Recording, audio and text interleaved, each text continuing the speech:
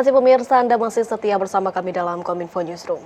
Pemirsa, PT Pertamina menjamin kebutuhan energi masyarakat pada musim arus balik dan musim arus mudik Lebaran 2023 terjaga dengan baik. Pertamina juga turut menyiagakan kebutuhan energi untuk daerah yang rawan bencana.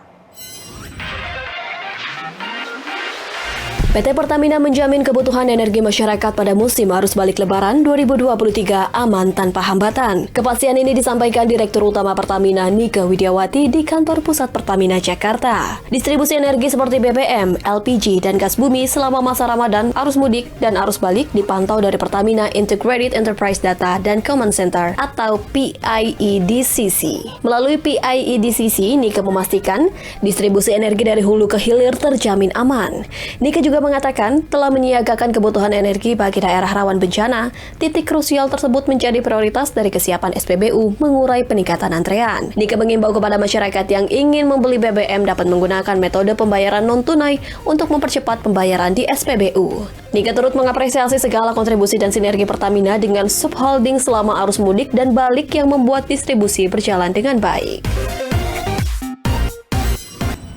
Sementara itu, Kepala Badan Karantina Pertanian melakukan pemantauan ketersediaan dan stabilitas harga bahan pangan di beberapa provinsi Indonesia.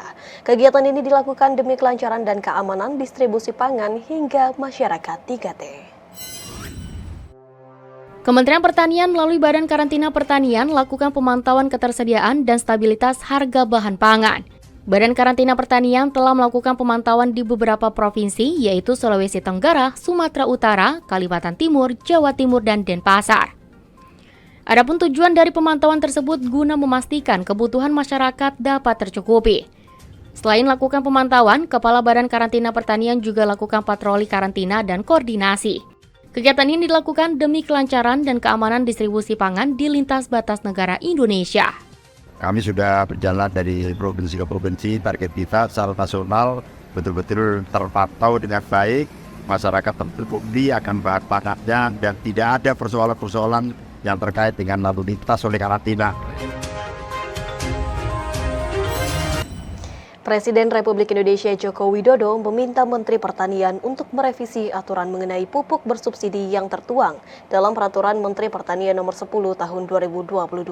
Peraturan tersebut tentang pupuk bersubsidi yang semula terdapat 6 jenis diubah menjadi 2 jenis, yaitu urea, nitrogen, fosfat, kalium.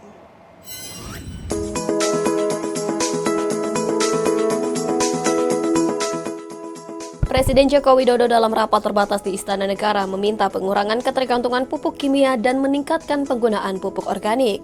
Pengurangan dilakukan dengan merevisi aturan pupuk bersubsidi yang tertuang dalam Permen Pertanian Nomor 10 Tahun 2022. Permentan tersebut membatasi jenis pupuk subsidi yang sebelumnya terdiri dari 6 jenis diubah menjadi 2 jenis, yakni urea dan NPK. Perubahan penggunaan pupuk kimia ke organik menurut Presiden tidak hanya meningkatkan produktivitas pertanian, namun juga menjaga tingkat kesuburan tanah. Presiden juga mengatakan ketersediaan pupuk untuk pangan strategis sangat krusial guna menjamin ketahanan dan kualitas komoditas pangan. Presiden meminta Mentan membuat percontohan komunitas yang terpetakan. Tujuannya agar terbentuk pola pikir bagi para petani pupuk organik perlu dibangun dan diadakan. Oleh karena itu, Bapak Presiden hari ini menegaskan bahwa pupuk organik harus masuk kembali. Dan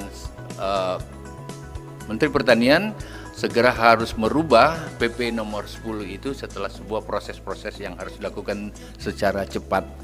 Dan insya Allah tadi ada 2 pupuk organik secara tersentral, artinya semua produsen-produsen pupuk yang ada dalam masyarakat dalam bentuk UMKM dan lain-lain harus dihidupkan kembali.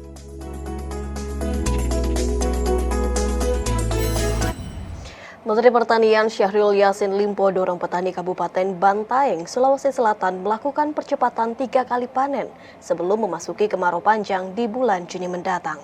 Kesuburan dan program pertanian yang sudah ada pun membuat Syahrul optimis bahwa Bantaeng dapat menjadi lokomotif penyedia pangan nasional.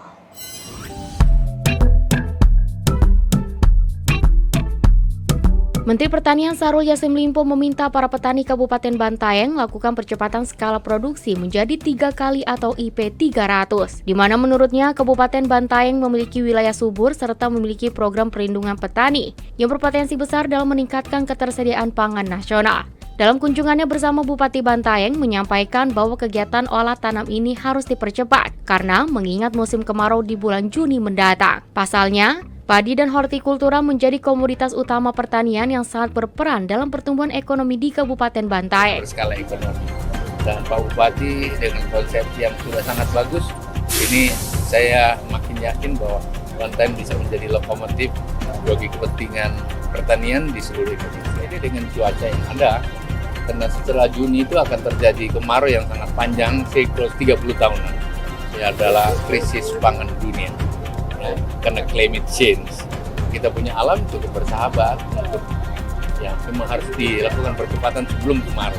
Bupati Bantaeng Ilham Aziki berharap program ini terus mendapatkan perhatian dari pemerintah. Dari Kementerian Pertanian terhadap kebijakan yang kami ambil di Kabupaten Bantaeng, memberikan asuransi di sektor pertanian dan peternakan, kami berharap senantiasa mendapatkan perhatian minimal dalam membangun komunikasi khususnya para penyedia jasa asuransi. Nah, tentu kehadiran Bapak Menteri sekali lagi menjadi motivasi sehingga kami pemerintah daerah dan seluruh keluarga besar petani semakin semangat untuk bisa beraktivitas yang produktif.